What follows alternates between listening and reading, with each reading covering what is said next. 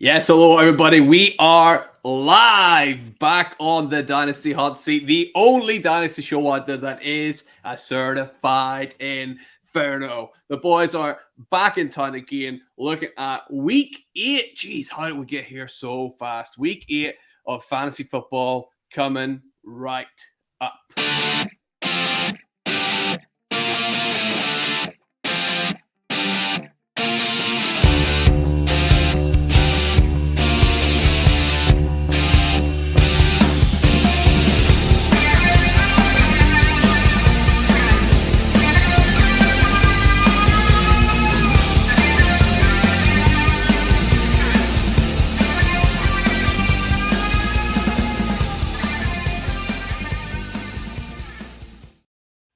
Woo-hoo-hoo. Yes, here we are, Paul.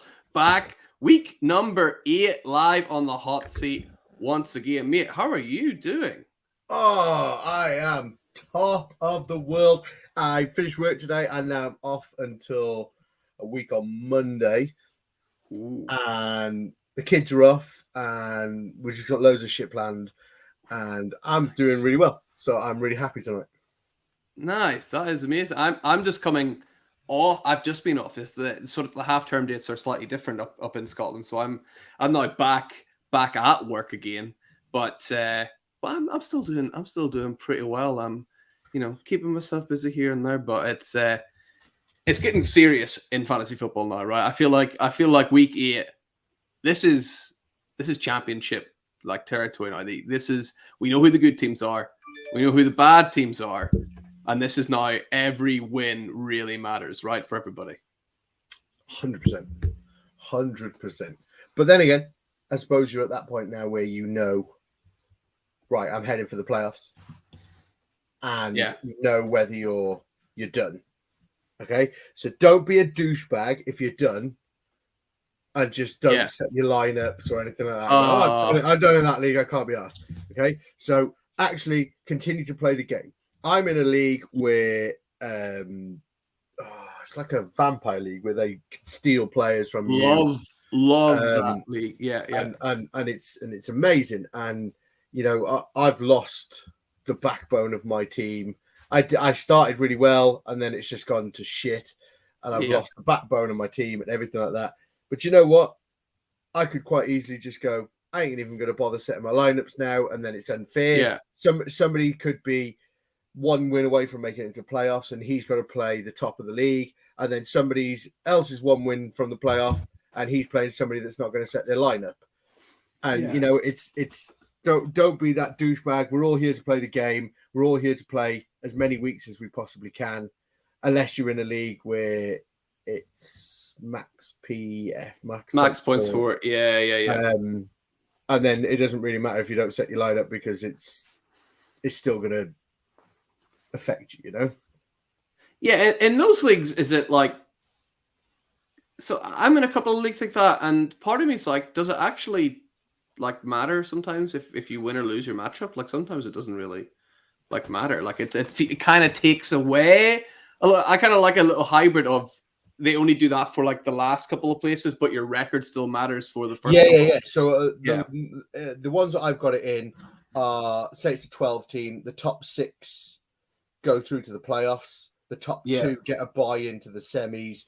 The third to 6th play each other in the first round of the playoffs, and then the bottom 6 are ranked based on max points for.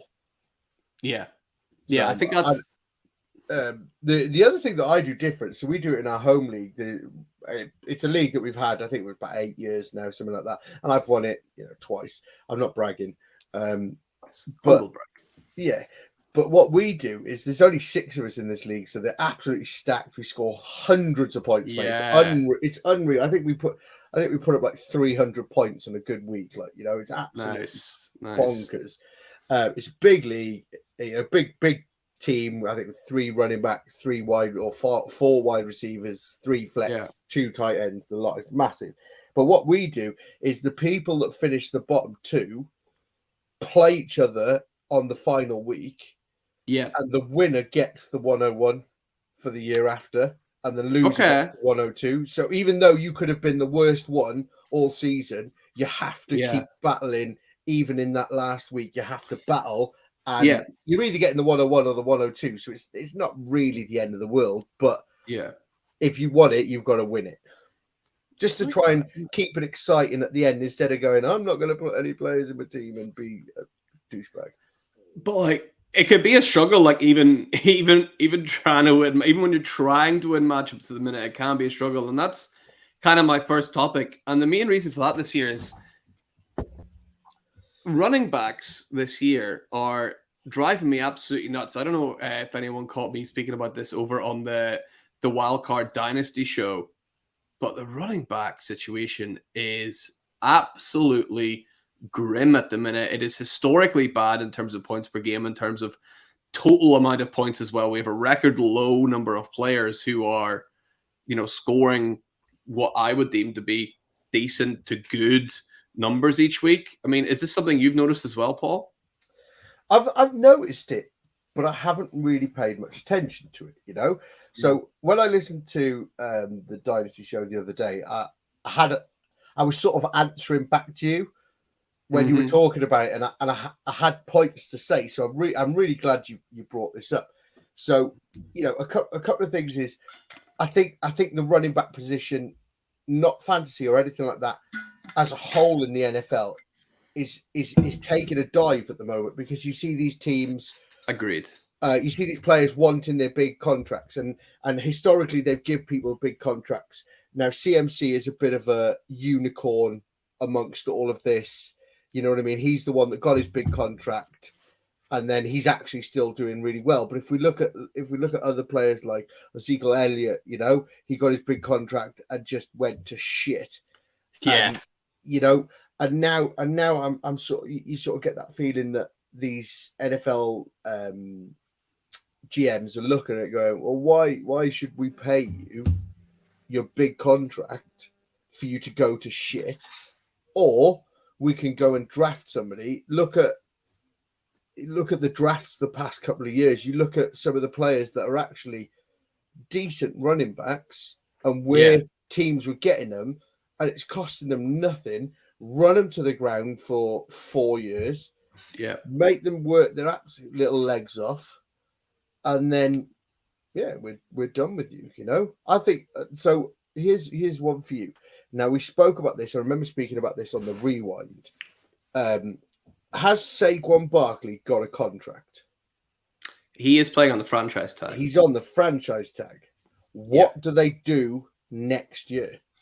So I think Saquon had it put in his contract that they cannot franchise tag him again. So I think that was written in. Yeah. So they're not going to franchise tag him again. Yeah. They're not going to sign him. He's going to want a big contract. And they're going to go, we're not going to give you a big contract. No. So for a dynasty perspective, do you see Saquon Barkley as his absolute peak right now?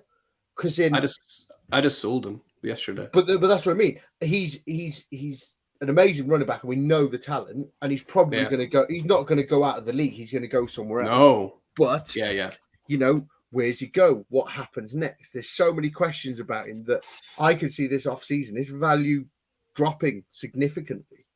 He's probably going to end up somewhere. He's going to end up on the Carolina Panthers or something. Something shit. He's going to end up. Like the Arizona Cardinals. It's going to be a situation like DeAndre Hopkins, right? This offseason, where we got so excited about all the amazing places he could go, and he just took the most money. He even said, I'm not doing it for the money, didn't he? He even said, I'm not doing it for the money, I'm not in it for the money, and everything like that. And then ends up with the Titans, every little boy's dream, right? To play wide receiver, catching passes from Ryan Tannehill, Malik Willis, and Will Levis. I'm sure you're going to say wanting to do that. The banana skin eating weirdo's playing this week, isn't he? Or he's the guy that puts mayo in his coffee. What is that? That's him. Yeah, that's it. But go back to the running backs, though, mate. So my question to you, what I was thinking the other day, and I've got sort of an answer to this, but how do you value these running backs at the moment? How early would you take a running back in a dynasty startup now? No, I'm not touching them. I generally don't do that anyway. like as a general rule, I will, if it's super flex, I will secure quarterback. I will smash up wide receiver. If I have an opportunity to take an elite tight end, I will. And then I will take running backs later. That's why J.K. Dobbins is my most owned player in Dynasty, because he was someone you could get later on. And I drafted a lot of him. And I went out and traded a lot for him as well. I'm happy to take, a later end running back on this. And then, like, that's what my rookie drafts are for. I'll smash running back in my rookie drafts. I'll take running back 9 times out of 10 if it's available. I'll just take a chance on the running back ahead of everyone else, and that's how I'll build up my running back core. Because these guys last, well, the average career for running backs, if you average it all out, is probably less than a year. But the good guys last about 3 years, right?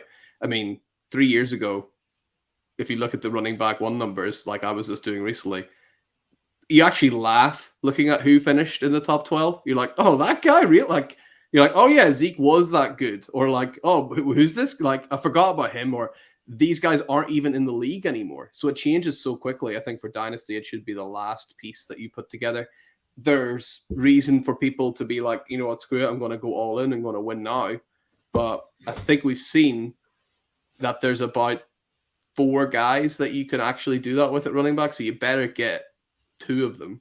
If you're really going to push and take running backs early, you better take Christian McCaffrey. You better take these guys that really make a big difference. And sometimes they turn around and just get injured. So I think it's such a risky play. I don't know. Do you like to smash running backs early in your drafts, or? No, I'm sort of similar to you. That's why Dwayne McBride is my most owned fucking player in Dynasty, you know? I have a lot of McBride. Yeah, we need to unleash him. Me too. So the way I was thinking about this the other day when I was listening to your show, I was thinking, right, do we now put this running back position on the same level as tight end? That's why I tweeted out the other day. Pretty much the exact same thing. Oh, yeah. Well, I didn't even see that, and you just stole my whole next speech, like, you know. And now it's gonna be like, oh, you read my tweet, but no, but like, please, you know what I mean? Please quote my excellent work, Paul. No, because the way I was looking, I was genuinely thinking about this. I'm driving to work, and I was just like, you know, the way we play the tight end position is you either go for that elite player, the Travis Kelce, the Mark Andrews, the TJ Hawkinson, the Kyle Pitts, that sort of area. Then you get to a murky sort of, I don't know, another sort of 6 or 7. Sorry, Sam Laporta in that first list. But then you get to that murky bit where you've got your sort of Dallas Goedert, your Pat Freiermuth, your George Kittle, and these that are still good players. They're just not that elite player, you know. And then the rest is just horse shit. Are we at that point now where running backs, you sort of treat that the same, where you go, unless I'm taking one early, I'm going to fade the position till sort of like round 8, 9, maybe even 10 before I'm even considering taking a running back. And by this time, you've got 2 QBs, a tight end, and 4 wide receivers or something like that, you know. And then you're going, if the right one drops, I'll go for it. So that leaves a question. What the hell do we do now? Is running back down a long path towards what we see at tight end? Is it top guys or punt the position? Or is there a resurgence coming in week 8 onwards? At Dynasty Hotseat on X. Follow now. Hey, follow here as well while you're at it. Why don't you? Hit that thumbs up. Hit that subscribe button, guys.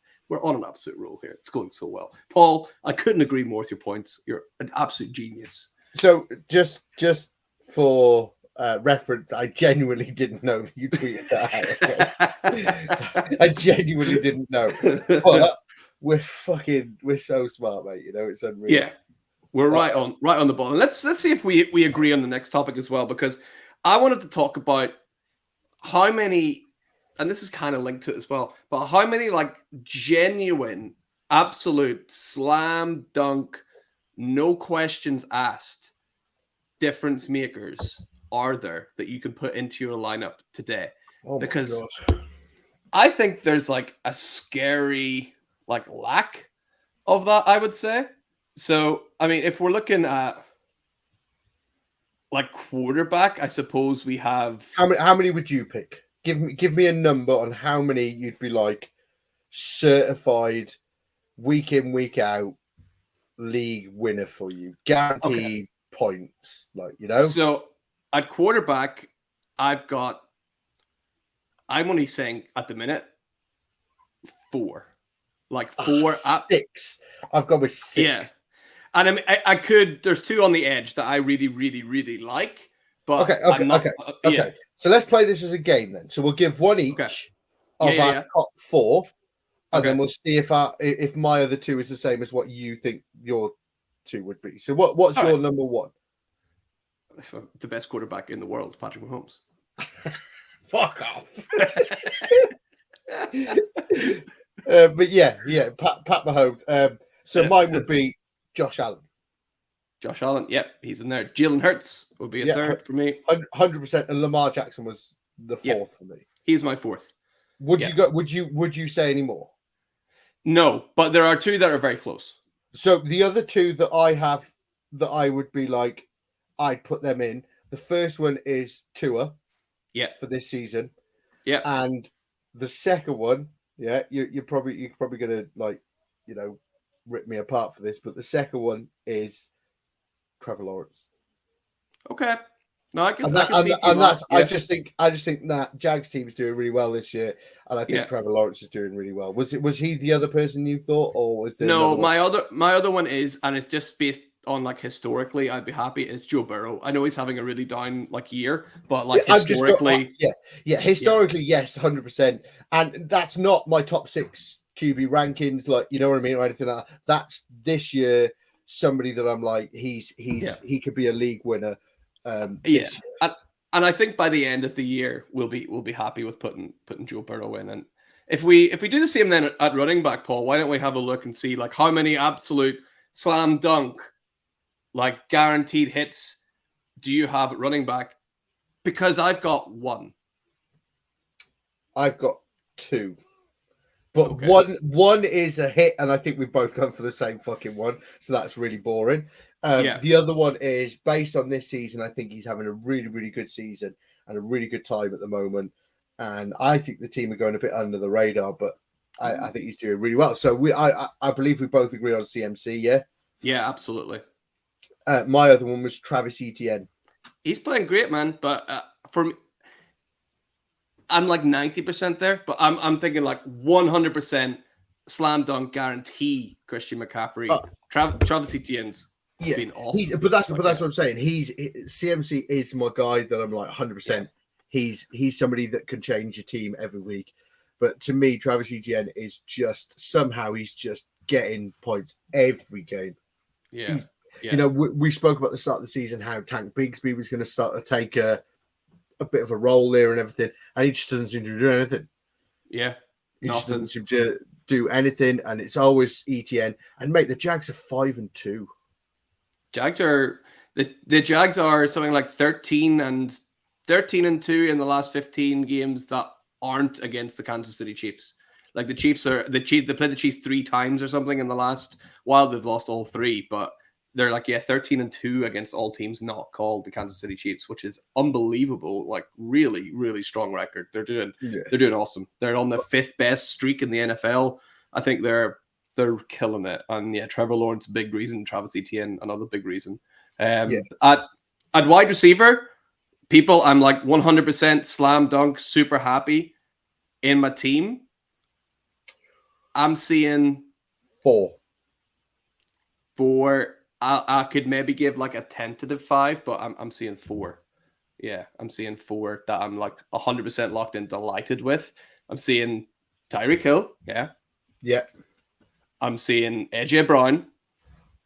100%. I'm seeing Cooper Kupp. Somebody just bought him. Nice. Yeah, I know he did from me. I'm seeing, and I'm seeing Jamar Chase, and I'm happy. I'm also seeing Stephon Diggs. I don't know why. I think I'm a Stephon Diggs hater. I don't know why. I never I don't have any shares in him. I just don't feel. I don't know why I don't feel confident with Stephon Diggs. But I'm confident with Jamar Chase because he's a whiny bitch. That's why you don't like Stefan Diggs. The only other name that I'd maybe dangle there as sort of another person that I'd be like quite happy with is the sun god Amon-Ra St. Brown. Oh yeah, actually you're spot on there. Yeah, he is so. He's the only other name that I was looking at that I was like, yeah, absolutely. Before we ask about the tight ends position, a couple of people have put in some questions into the chat, which is great. If you're currently watching on X, you cannot do that. Make sure you've switched over to YouTube, and that's where you can get the questions for our next segment after this, our hot question segment. We'll get to everyone's question whenever we can. So make sure you're leaving that if you want to ask myself and Paul something. We're gonna switch over to tight ends. I mean, the obvious answer is one, but I suppose you're feeling super happy about, I would say, 2, maybe 3. 2. Kelsey. 2. Who's the other one? Sam Laporta. Sam Laporta's good, man, isn't he? Again, that's this year. He's just isn't he like tight end 1 or tight end 2 on the season? So, no, Travis Kelce is tight end 1. Thank you very much. Well, I said he's tight end 1 or tight end 2. Okay. Yeah. I didn't say he's fucking certified tight end 1. I said he's either tight end 1 or tight end 2 because I know he was going as tight end 1, and then Travis Kelce went all like insane on us. No, Travis Kelce missed week 1, and Sam Laporta thought he was Billy Big Balls, and then Kelce knocked on the door and said, "It's me. Hi, I'm the problem. It's me." But yeah, he's there. Oh, shut up, Rich Cooling saying even says, "Hey, Rich, hope you're doing well, mate." So yeah, tight end. I think you're spot on as well. Oh, we got Nathan. We got all the lads in the chat as well. Fantastic. Man, I love Nate. I love Nate. Nate's amazing. Absolute legend. Shout out as well, boys. You got a question? Feel free to drop it down. So yeah, Paul, I think that wraps up topic number 1 for us there. So we're actually going to dive right into some of these questions. And hey, look who's asked the first one. Fantasy Wildcard. Could be either of them. Weirdly, this pops up. Fantasy Wildcard asks a question every week, and it's not us. It's actually, not me just typing in the chat. So, Fantasy Wildcard / Kev asks, with the death of the running back topic, right, and the knock-on effect for more hero / zero running back builds, at what point does it become an effective strategy to be a contrarian and target a high-end running back 2, aka which RB2s at value? Okay, so I think I understand what Kev is saying here. He says, at what stage do you kind of like zig when everyone's zagging maybe, or are you happy like just having these safe floor running back 2s in your team? I'm pretty happy having a bunch of those guys, like, and kind of rotating between them and playing them kind of dependent on matchup. Usually the makeup of my teams are I've got more running backs than I do any other position, but they may not be the same like high ceiling as my receivers, but I've got a hell of a lot of them. I don't know if you're the same, Paul. Yeah, I love to grab running backs, and you're pretty nailed on that somebody's going to get injured.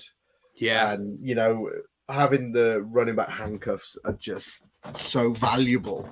You know, the amount of trades and offers I've had of, Darrell Henderson and stuff like this, and it's just, people. This is how the dynasty world works, isn't it? Somebody goes down injured. Kyron Williams, the best running back this season out of LA. Absolute shit.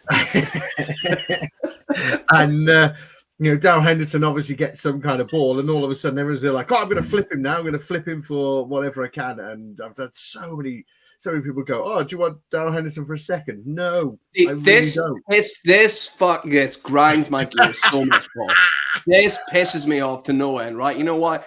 Anytime anyone does anything other than just like breathe in the NFL, everybody wants a second round pick for them. It's like, fuck off, right? Darrell Henderson is not worth a second round pick. He never will be worth it. It's like, why are you asking me for it? So you're never going to get it.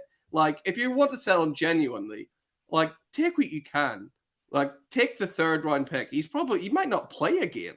Like, people's just automatically thinking anyone is worth a second if they get a 50% snap share. It really bothers me, Paul. It's just people never seem to get out of it. And then you might send him a third for Darrell Henderson, and what do you get in return?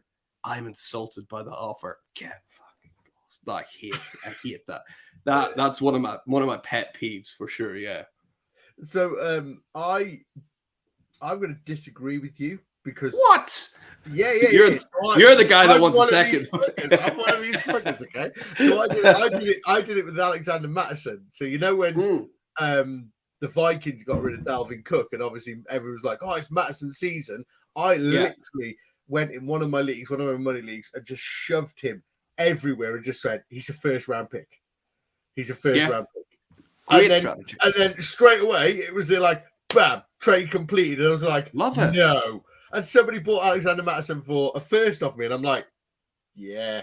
So if I'm on the ball, I am this guy that's like. I think that's slightly different. Let's just sell it. But I know what you're moaning about. You know. Yeah. He's the guy, right? One week they have a punt return. It's like, oh, he's amazing. Everyone should buy him for a second round pick. Oh man, yeah, it just it's the kind of thing that just holds trades up and doesn't get trades done whenever people are just asking for unrealistic amount. I know a second's only a second, but you know they're really useful picks to have as well. You're not going to give that up for a guy like Darrell Henderson, who's on his last legs. Right, he's already back on the practice squad now, but he'll probably get elevated again. But that does grind my gears. But yeah. Karen Williams comes back, you know. Yeah, of course. Yeah, that guy. But yeah, to answer Kev's question, I'm going out and I'm targeting those high end running back twos. For example, like let's have a look. The running back twos right now. I mean, Tony Pollard's running back two, James Cook, Derrick Henry, Alvin Kamara. Well, Kamara's been injured or not been playing, but Montgomery kind of the same. So a guy like here's a good example, right? Jerome Ford, right? He's a really good example of someone that has been a solid running back too that you can go out and you can get for pretty cheap, but he's a good guy to have in your team. I'm kind of doing that in my startup draft more than anything else, more than going out and actually buying them when I'm drafting. Jerome Ford, Alexander Matt, like these kind of guys that might have a chance. Dwayne McBride, we talked about earlier, got a hell of a lot of him because there's an opportunity for him. He might have a chance, and it's worth taking a punt on a running back. Well over, it's worth taking a punt on a wide receiver, because even if you see the field as a wide receiver and you get a chance, that doesn't mean you're actually going to get a target at running back. At least you're going to see some carries guaranteed in there and you're going to see points guaranteed. So that's generally what I'll do. I'll take a punt on these guys in my drafts. But great question for sure. We got another one here from T Money Reacts. Shout out T Money. He's saying, should I trade Pollard for Jacobs? I assume that is a straight up trade. That's an interesting one, Paul, right? What's your thoughts on that? Pollard or Josh Jacobs? Who are you going for? So I'm a bit lower on Tony Pollard than most people. If you look at most people's rankings, they'd have Pollard above Jacobs. I lean no. I'd say Pollard over Jacobs, if I'm honest. I prefer to keep Pollard. I think so. And I'm a bit lower than consensus on Pollard, but yeah, I'd keep Pollard over Jacobs. Yeah, I think I would just by a hair be Pollard for me, just because of the situations that are in. And I mean, Jerry Jones, he's chirping, he's talking. They might bring in. There's rumors about the king himself, Derrick Henry, rumbling into Dallas. So that'll be an absolute disaster for Pollard, right? So that maybe we'll put a dent in it, but I think overall the long-term dynasty value is probably Tony Pollard. I think Josh Jacobs, I mean, they're going to run until the wheels fall off, and we see that happening 9 times out of 10. So I think Pollard's got more left in the tank than Josh Jacobs does. We got an interesting question from one of our, and of course we had our lovely comments from Rich and Nate, which we already got to just say. And hello and good evening. So hello to them as well. We got the main man himself, the Dynasty Grill, Ali Cook. What do you think? And let's see if we can remember actually what we predict, Paul. What do you think the score in tonight's game is going to be? I mean, obviously I know what team's going to win. That'll be the Buffalo Bills, Ellie, right? Not your Tampa Bay Buccaneers, but how badly are the Bills going to put a beating on the Tampa Bay Buccaneers tonight, Paul? What do you think? 24-18. 24-18. That's a pretty good. Yeah. I'm going to go. I wonder if it might be quite a low scoring game. I went for middle of the bag. Didn't think it was going to be too. Yeah. I'll go lower. I'll go with like a 16-13. Like I think that might be about it's like a 16-13 sort of split. Can we just comment on Ali's picture there, and like, you know, with his shades on, looking all suave. Yeah, look at him. What a stud muffin that guy is, you know. Absolute stud. Like these. I mean, we always joke about who's the best member of the world. I mean, look at with a profile pic like that, it's hard not to pick. You know, he's not quite, you know, Doncaster's best looking baby, but you know what I mean. Yeah, he is. That is true. Yeah, absolutely. All right, that is the hot questions from the people. If you have more, please feel free to drop them in the chat. We will circle back and get to them as we rock on with the show. But Paul, I've got one for you, and it's a good one. Okay. Go on. Coming up soon. It's been all the chatter. It's not really that soon. It's in a couple of years. Flag football is coming to the Olympic Games. 5 players get to take the field and represent the United States of America. What 5 players from the current roster in the NFL do you take to represent the US in flag football? And what do we have to do to represent the UK as well, right? What do we got to do to get on that team? Well, he commented earlier, but I'm pretty sure Rich Dillon has. I think represented the UK. Well, was it Great Britain he played for? Rich, if you're still there, was it Great Britain you played for, and you played for them in Europe somewhere, if I remember correctly? I can't remember, but yeah. I know you know what I mean. And we've seen him playing at the UK FSC. He's still got it, Paul. Yeah, not quite. He couldn't guard me, then, could he? You know, he couldn't catch me. Mate, he was, you know, like the aerial view of Bijan Robinson. That was me and Rich. That aerial view of Paul picking that head just shining off the yeah. more like a fat man leaning on a tree, out of breath. But no. So right, okay. So I don't really know much about flag football. What sort of? So we need 5. You don't need defenders or anything like that, or I think you just need 5 shifty players. That's what I'm going with, really. Okay, so you need 5 shifty players, but you need somebody to throw the ball. Okay. Yeah. So somebody that's accurate and light on their feet. Yeah. Kyler Murray. Love it. Love it. Great pick. You know what I mean? And he's super quick. Yeah. So then you need people that are going to catch the ball. So it's got to be Justin Jefferson, Jamar Chase.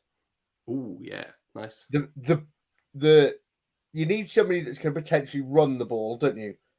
That's, you know, Bijan Robinson. We've seen the way that he can bounce side to side. Yeah. And you know what? I'm going to take him, Travis Kelce. Love it. Because when you need it, you need it. Yep. Yeah. He wants to play. It's not till 2028, but he's like desperate to play as well. He'll definitely be too old, but he's desperate. I can't believe he didn't say one guy. The one guy that sprung to my mind immediately. How do you leave out the cheetah, Tyreek Hill? Yeah, I don't think he's going to bring the right chemistry to the camp. He's a dick. Yeah, that's why he, you know, go and play FIFA or something with Stephon Diggs or something like that. You know, I mean, to be honest, you could just pick the Miami Dolphins. Like even like Braxton Berrios would tear it up. I bet. Like that guy's rapidly. Are we sort of saying that it's a bit like rugby sevens? Then you know, it is. Really quick. You got to have your really quick players. I think you want your quick players. So I would go I would actually go with a guy I've been like poo-pooing a lot, but I think Justin Fields is like made for flag football. I think that's actually his calling. Being like an NFL quarterback, I think that he's like flag football. Mate, he's shit at flag football. He can't avoid being hit, like, you know what I mean? So I'll put in Justin Fields in there. I'll definitely have Tyreek Hill in there for sure as well. I'm putting Devon Etchan in there as well. Devon, get the tables, Etchan. He's definitely going in there as well for me. I'm just going speed. I agree with you. I think Bijan would be a great shot as well in there. I think he's shifty, he's quick. He would be really nice in there. And for a fifth one, I'm like, are the US team like good enough? And I think they are, to just have like a legacy pick, like a thank you for your service. Like, here's an Olympic gold medal. I think you like not Jerry Rice, but like just roll out some really old guy, fucking get him Tom like Brady. Fucking get Tom Brady will turn up yeah. with his fucking rings. It's like, yeah, I'll get a gold medal around my neck as well. Someone who's earned it, right? That never got the chance. Roll out some old guy. They're good enough to win with 4 people on the field anyway, probably. I mean, Canada have got Chase Claypool as their best player, so what are they going to do? Like, Whoa, right. Okay. Have you seen the stat about Chase Claypool? No. Okay. So this is amazing. Okay, I think they got Chuba Hubbard actually as well. I even screenshot it when I seen it because I was like, I need to talk about this with Mags. Okay. Since trading Chase Claypool, the Bears are 2-1, and we're 0-13 with him. Okay. The Dolphins were 5-1 before activating him, and are 0-1 since activating him. Okay. The Steelers were 2-6 with him, and are 11-4 since trading. No way. Is he like some kind of weird curse? Chase Claypool's last 13, 14, 22 games for the Bears, the Dolphins, and the Steelers, he's actually 2-20. Wow. That's almost as bad as Justin Fields' record. That's what it. You know what I mean? That's terrible. I mean? But yeah, go back to the flag football, mate. Wouldn't you just love? And the Americans love this kind of thing. But can you imagine they like hold like tryouts for the flag football team? Oh, like in that movie, like Mark Wahlberg is going to turn up, right? Yeah, and Dwayne the Rock Johnson will be there as well because why not? Like, but it would just be one of them where they'd put it on CNN and ESPN and Fox Sports and everything like this, and you just have literally every NFL player just turn up going, "I want to play." They all want to play. It would just be like a massive combine. Yeah, it would be awesome. I think. By the way, my main guy Nate, he's agreeing. So you gotta go with 3 guys. Well, I said I loved Nate earlier, but you can kind of go off people, can't you? We got one more question just coming in from my favorite Beast Mode. No, not one you're thinking of. It's Beast Mode 11, who's asking Jamar Chase against San Francisco, or do you go with Puka, who's playing? I'm actually not sure who the Rams are playing. Let's have a little look. The Rams are playing the Cowboys, so not a great matchup there either. Puka. You go Puka. I would say just go Jamar Chase. Just pick the best player. You go Puka.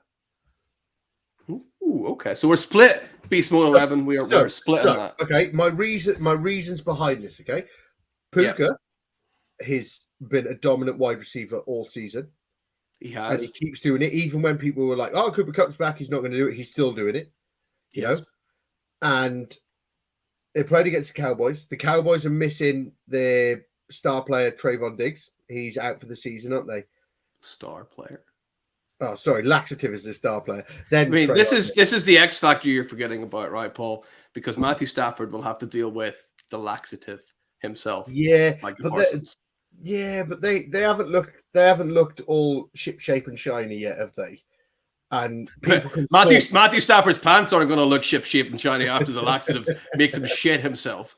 Like, but you know what I'm saying though, and okay, I fucking hate the 49ers. Okay, I really do hate the 49ers, but the 49ers are coming off back-to-back losses.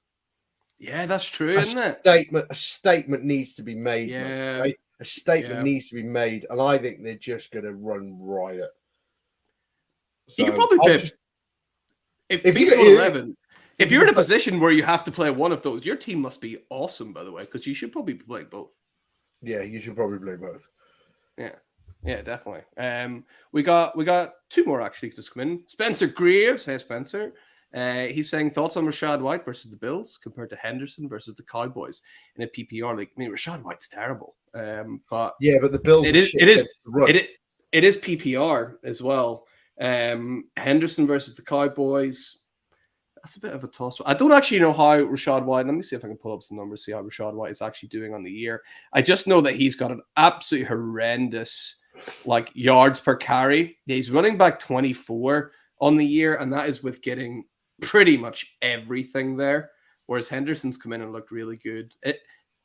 Keep an eye on who's available for the Rams, who's fit and who's healthy. If it looks like Henderson's going to be the one getting the majority of the snaps again, I think I would just go with Henderson because Rachaad White, I don't trust him enough really to be a huge threat. And I can only imagine that the Buccaneers are going to be playing from behind against the Bills and they're just going to have to throw on them. So Rachaad White might not be a huge factor. And then we got one more before we get to your hot question, Paul. We got one more from Beast Mode 11 who's just saying Gibbs or Kamara. I mean, if this is just to start this week, Alvin Kamara is averaging over 20 points per game. I think you just stick with Alvin Kamara. He's the hot hand right now. Even though Gibbs looked really, really good last week, it's still hard to trust him because of the way Dan Campbell runs that offense over there. So I'll go Alvin Kamara to start. If it's for Dynasty, in general, you take Jahmyr Gibbs, 10 times out of 10. So for me, my guy Beast Mode 11, our favorite Beast Mode, mate, he's choosing between Jamar Chase and Puka, and then Gibbs and Kamara. This guy, your team is lit, man. Okay, your team is lit. So I would start Kamara over Jahmyr Gibbs, but I'd definitely be keeping an eye on the injury report because I don't believe David Montgomery has actually trained this week. So if he's out again this week, then Gibbs is definitely somebody that I'd be looking to try and get into a flex spot or something like that. But I wouldn't start Gibbs in a flex spot over Puka or Jamar Chase. I'd start them both over Gibbs. If that's the same team, Beast Mode 11. We love you, man. Yeah, love you, man. That's great. All right, that's the end of the listener questions for a little while. Again, if you have more, fire them in, and we'll get to them a little bit later. But Paul, have you got a hot question for me this week? So I wanted to do a live trade. Ooh. Okay, I wanted to do a live trade, but I wanted to sort of start discussing it earlier because I wasn't sure which league because we're in a few leagues together, and I wanted to do it between me and you. All right. And the only one I could see a decent value because you're 1-6 in 12th position in that one is my Dynasty Best Ball League, but I can't decide what I'm going to give you. I'm trying to blow everything up in that. That's the league I think I just sold Saquon in, right? I can't remember, mate. Have you? I think I just did. I think I sold Saquon and George Kittle, and I think I got. I'm not gonna sit here and say you fucking won that trade, but in my opinion, you won that trade. I think I was happy with that. Yeah, I was very pleased with the return I got there. Was that Jackson Smith and Jigba 2 firsts I got? I can't quite recall. And a second. Oh, hello. Love it. Yeah. 2024 first, 2024 second, 2025 first, and JSN. Who, let's be honest, was a 2023 first. So you've just sold you sold Saquon for 3 firsts and a second. Yeah. And George Kittle. George Kittle's in there too, right? Yeah. Yeah. All right. So I'm happy to do a live trade. I'm looking to sell, Paul. What you got? So I want Dak Prescott from you, okay? All right. I just sold him to your brother, I think. Yeah, you fucking pulled his pants down and you're not pulling mine Yeah, down. I did. You ain't pulling mine down. I'm telling you that. So, for starting discussions, I'll give you Russell Wilson. Oh, that's and bad stuff. That's actually just threw up in my mouth, Paul.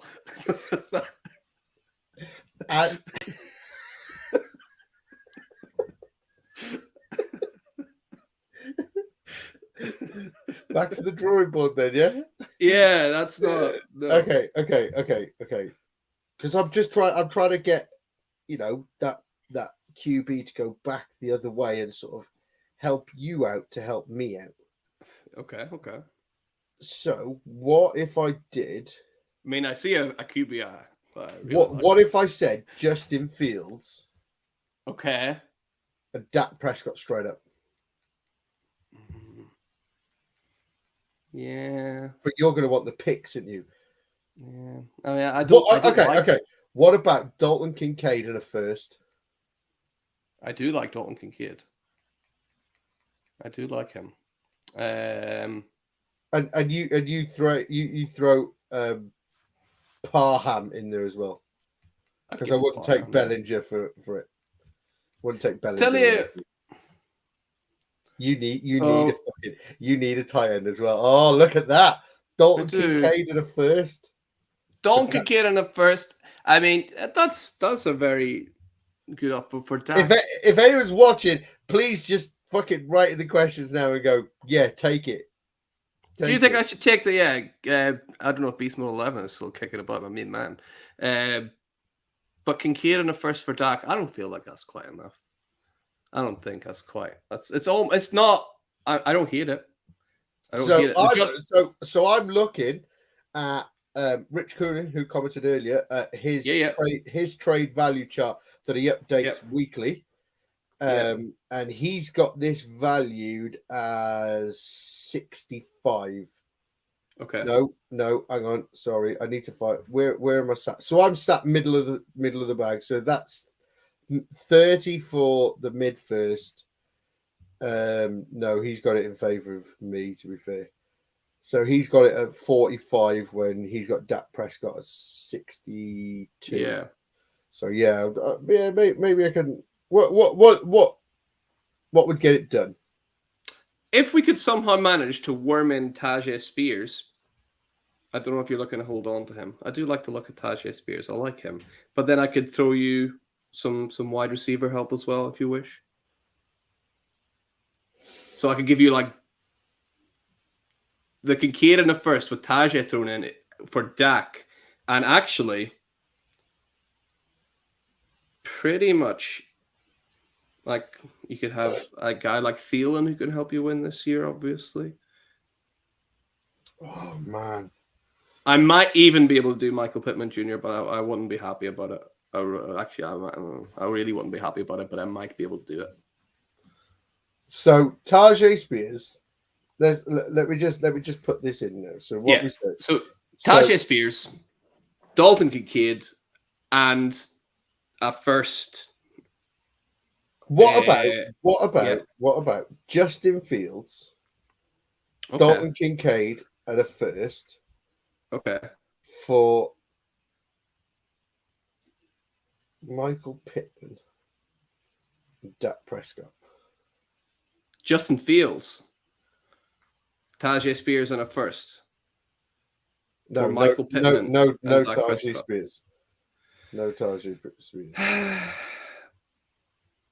Fields, Prescott, and do I get Kincaid in a first? Fields in a first for Prescott and Pittman. Oh, I thought you were putting Kincaid in there. I've just fucking taken him out. I was gonna. If you put Kincaid in there, I will accept it right now. Yeah, I bet you fucking will, mate. You know. Man, I was trying to play it cool. I was like, yeah, I might accept that.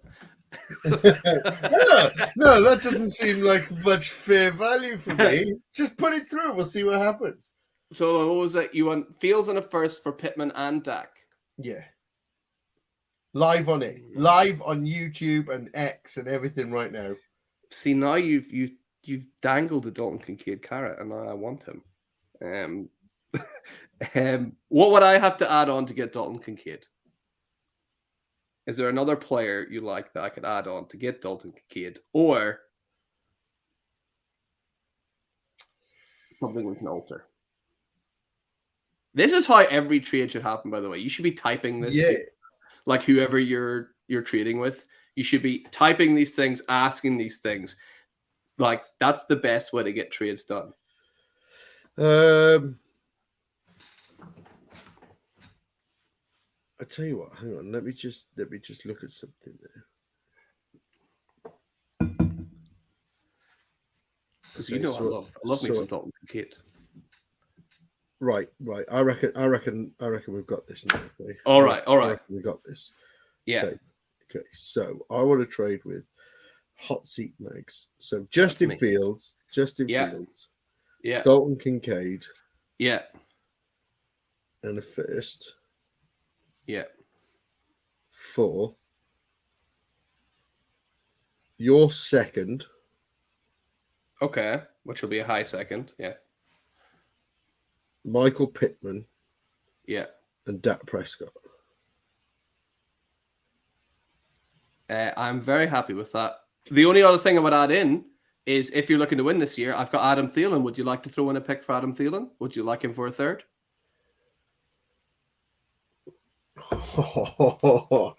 Because I'm selling the farm. Like, would you like Adam Thielen for a third? If you throw him in and add in an extra third, I'll take him. You can take him off my hands. So, just to clarify now, okay?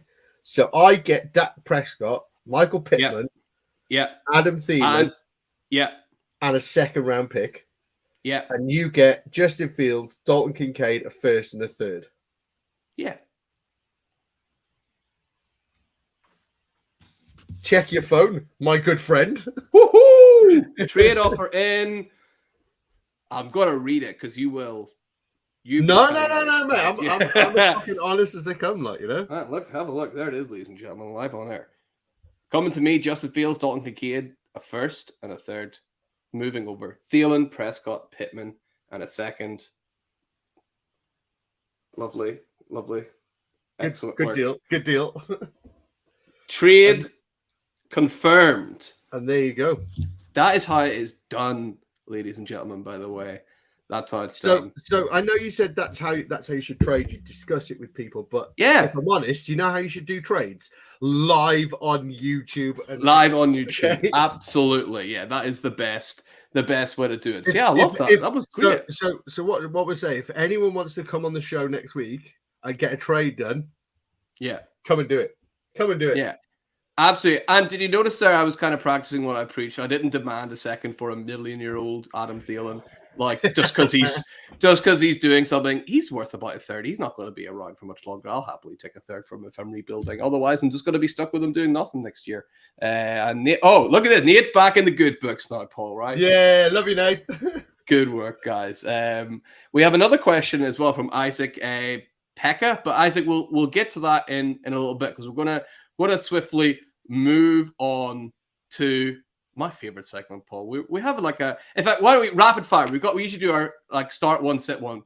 I've got a rapid fire one. Okay, my start of the week is Rashee Rice. You prick! It has to be. Prick! Is it yours as well? Starting him everywhere. Everywhere I've got Rashee Rice, I'm like, boom! You're going in. You're going in. You're the future. Oh man, you've really put me in the shit now. You can say the same one. That would be like a no. I'm not going to say the same. My start of the week, My start of the week is Marquise Brown. Ooh, why? Kyler Murray's coming back. Is he confirmed? Definitely coming back. Full participation in practice today. Oh, I like it. Okay. Yeah, Marquise Brown. Although we're playing the Ravens, and we're probably getting fucking torched like the Detroit Lions did, you know. But there we go. My sit of the week is, I mean, it's not really a sit. It's more of a temper expectations. I think it's going to be Jordan Addison. I mean, he did absolutely explode last week.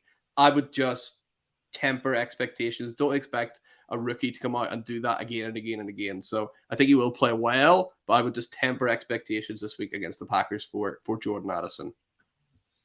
Yeah, I'm inclined to like that. Do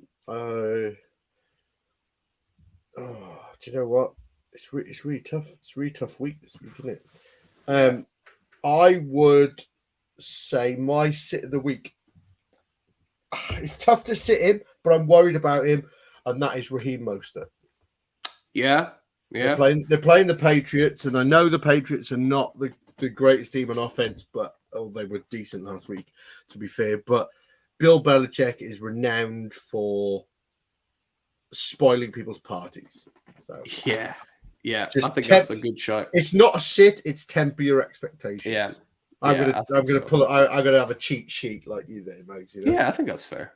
All right, Paul. It's time for my favorite part of the show, and you'll see why immediately. Because the first thing I'm going to pull up is maybe one of the best clips from the week. Let's have a look. It's time for the sizzle reel. It's the best videos that we see this week, and hey, look what we're kicking things off with. Have a look at this guy. You seen this video? No, I haven't. Oh, it is absolutely great. Would you wear this to a game? Absolutely not. Not thinking the next Wembley games? No, we're not going to come along on that. Absolutely not. Bit sort of sad for it. Have you seen the footage? Chris Olave getting arrested for going over double the speed limit and then pulling out the "Do you know who I am? I play for the Saints" line. Oh, bless him. Not good. Right? Not good. The cop. At least he wasn't DUI. It wasn't DUI. He was just going real fast. But I mean, this is a huge problem whenever you put basically guys who are just turning 21, 22, you make them millionaires overnight. This is going to happen. And the police officer, in fairness, after Olave was like, "I play for the Saints," he was like, "So?" Which I thought was the best answer. You still can't do over the speed limit. This is dividing people. What did you think of Taylor Swift and Brittany Mahomes with their own custom celebration, and then that little weasel Jackson Mahomes in the background? Let's just ignore him. Yeah, I love it. I love it. I genuinely love it. Apart from the weasel at the back, who people were saying isn't he being investigated for abusing women and stuff like this? And it's he is, by all accounts, I mean, not the nicest person to spend any time around. I certainly am not in a rush to spend time with Jackson Mahomes. In fact, it goes so far as a Chiefs fan, I sometimes worry about is Jackson Mahomes going to affect Patrick Mahomes in any way? That's how much I go yes. While we're speaking about Mahomes, not Mahomes, but the Chiefs, did you hear? So I listened to the Kelsey Brothers podcast.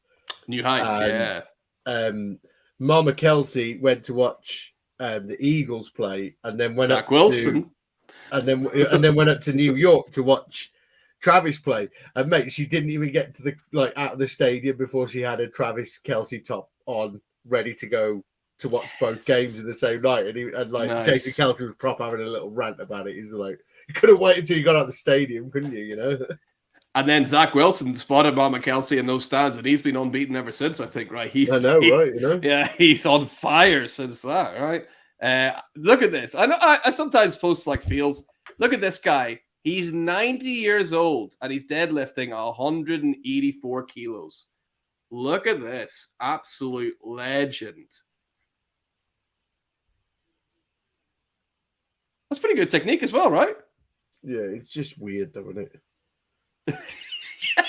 Are you hitting this little bastard? It's just weird, though, isn't it? Doesn't it? It just doesn't look natural. Just looks weird. It does. Yeah, you're sit down, eat your Weathers originals, and shout at the TV. Yeah, put your slippers on, have a pipe, watch Countdown. Yeah. Benching 180. He's absolutely smashing it. Yeah, but I think good on him, right? Have a look at this guy. Look, you ever get caught doing this at a party, Paul? Try and show the kids a thing or two.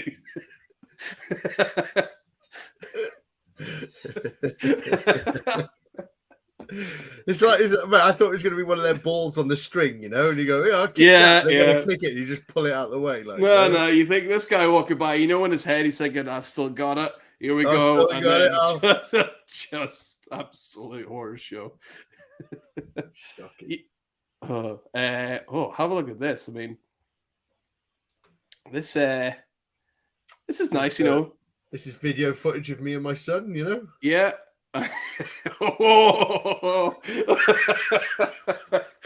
That's not fun for anybody, right? I suppose karma's a bitch, you know? Why are you getting off like that? What did you think was what did you think was going to happen, mate? That's just the poor guy. Well, have a look at this. You see this mattress being opened? You have to be very careful with these things nowadays.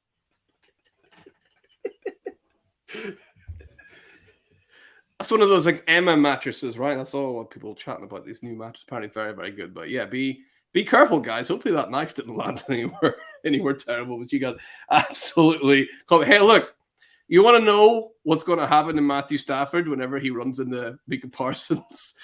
Like Matthew Stafford is the girl cutting the soap with him. Micah Parsons. He's going to cut. No.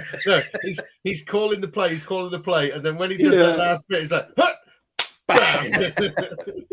If that's not working for you, there are other mattresses you can use.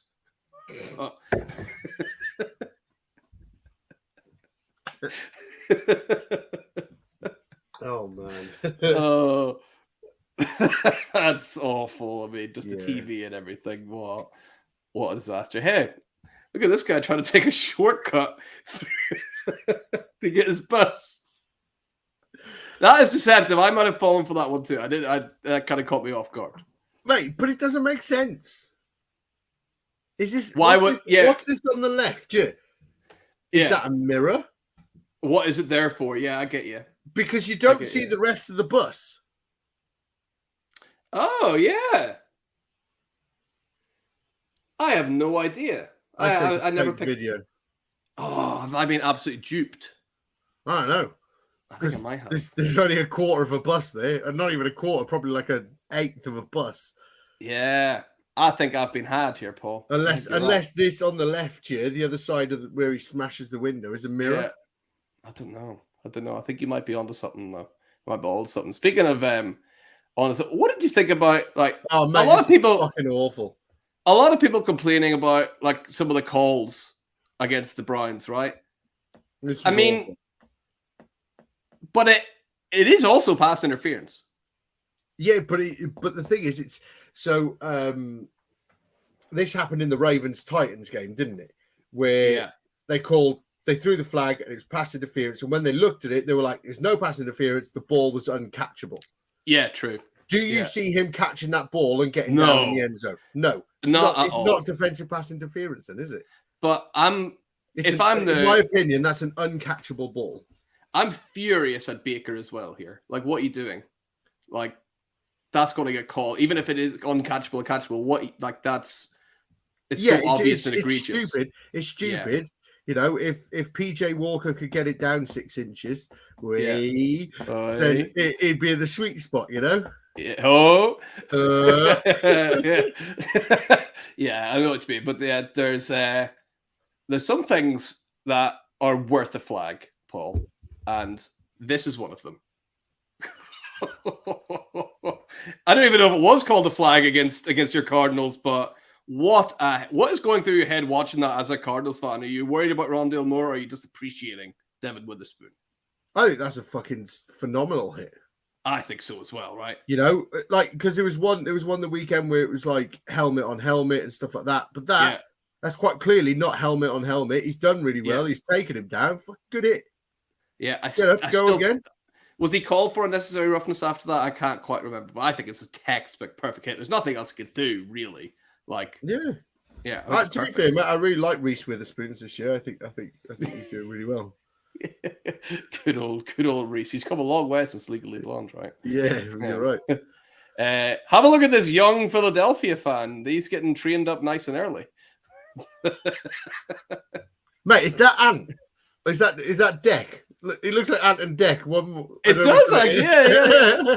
It's like Ant and Deck combined together. Yeah, it's like if they had a kid, that's what it looked like. And that Eagles fan flipping the bird like they usually. They got the Kelly Greens on them. Those tops are unbelievable. Have a look at this. Oh, this is the one I was on about. This is the one I was on about. And this is a 4-game suspension for this. What do you think about that? But that's helmet on helmet, you know? Yeah.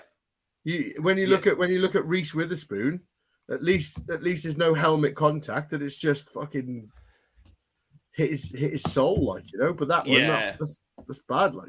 That's a dangerous tack. I think 4 games. I think it was listed in the That seems a bit much, right? Yeah, it seems a bit extreme. Maybe a game. Yeah, 4 games, but yeah. Let's be honest. Musgrave is falling backwards. Yes. You know what I mean? It's the angle Musgrave is. He kind of falls into it a little bit, you know. Yeah, absolutely. But yeah, he's out for 4 games. And hey, look at this wholesome video. Victor the Viking doing his best Bob Ross impression. How amazing is this? You gotta love it, innit you? I think it's brilliant. Gotta love it. Beautiful picture as well. Beautiful picture. Look at that. The Vikings are 10-0 up as well. That's what they're going to have to do. They're going to have to get Bob Ross out there every week, and they might start winning some games, right? Yeah. Speaking of the Vikings, some of these celebrations they've been doing this year, I love them. A bit of Duck Duck Goose. Doesn't beat the Tea Party in London, though, does it? No, that's right up there with the best ever, the Tea Party. Apart from, like some Chad Ochocinco ones that like immediately got banned right after. But yeah, absolutely love that. Can you remember last week, Paul? We said this is how you stop the brotherly shove, and I showed the clip of the guy launching himself over the top. Yeah, I think Fred Warner watches the Dynasty Hot Seat because 100%. Have a look. Look what Fred Warner does. What up, Fred? Maybe Fred Warner is Beast Mode 11. That's his like pseudo account. Maybe. I think so. So Fred, shout out to you. Thanks for watching. But yeah, it's pretty awesome, right? That's how you do it. Absolutely. Drake London, have a look at this. Remember we spoke about getting that one head down last week? Drake London also watches the Hot Seat. Getting that one head down. Just, how do you even get up from that and just be fine? I don't understand. I felt for him. With that kind of commitment, you kind of wish that he just got the touchdown. I know. Like, you just actually, let's just give it to him. He put his body on the line there, you know? Yeah, that's about as nasty a fall as you can get. Actually, I think he's absolutely fine as well, right? Yeah, I believe so. Is very, very lucky. But that's a nasty fall. Have a look at this guy, Paul. Oh. This is everyone in Scotland that's that storm starts to cease to get right back on my scooter. At least it's not an electric scooter, right? That you see kicking about. I'm turned into a proper old man with that. There's electric scooters kicking about. That guy hits the dirt. And that's all the sizzles I got for you this week, Paul. That's them all. What do you think? Amazing. I love your effort. Thank you very much. Yeah, that was good fun. And I did promise Isaac Pekka that we'd circle back. Last one of the day. Oh, we've got Is this Isaiah Pacheco? I think it is Isaiah Pacheco. All right, Isaiah. I think Fred Warner told him about it. Good to see you. Should I trade Jacobs and Hawkinson for Breece Hall, Ingram, and Jackson Smith and Jigba? I'm 2-5. Yes, you should. 100%. 100%. Yeah. That's Jacobs, right? shit. Huck, yeah, he's a good tight end. But you're going to get Breece Hall, running back 3 in Dynasty rankings now? Yeah. Ingram up there. JSN literally just needs his moment. Absolutely agree. I think that's a smash. And we got one last comment from Nate. Nate saying, good job. And I also appreciated some of the moves, saying, Paul, you had some moves at the FFCC, right? I did, mate. I did. Absolutely smashed it. Can't wait for next year, Nate. Get on I'm already looking forward to it. And guys, thank you so much for coming to join us here on the Dynasty Hot Seat. Once again, if you've not already, hey, make sure you hit like and subscribe and all of that good stuff. Paul, that was so much fun as always. Do you want to remind people where can they catch you online before we head away? Next. At Paul_Picking. Come and find me. Easy peasy. 2023 Listener League champion. 2023 Listener League champ Paul Pickin. There you have it. You heard it here first. Yeah, we haven't got to the end of 2023 yet, but yeah, okay. They just posted it out to him. They knew. Yeah, I'm just a fucking champ already. Yeah, absolutely. Paul, this was a lot of fun. We made trades live on there. We talked a load of shit as always, and we, just help the people out. Hopefully, so guys, hopefully you enjoyed the show. Have a great week 8. Hopefully, as many of your teams win as possible, and we'll see you next week for week number 9.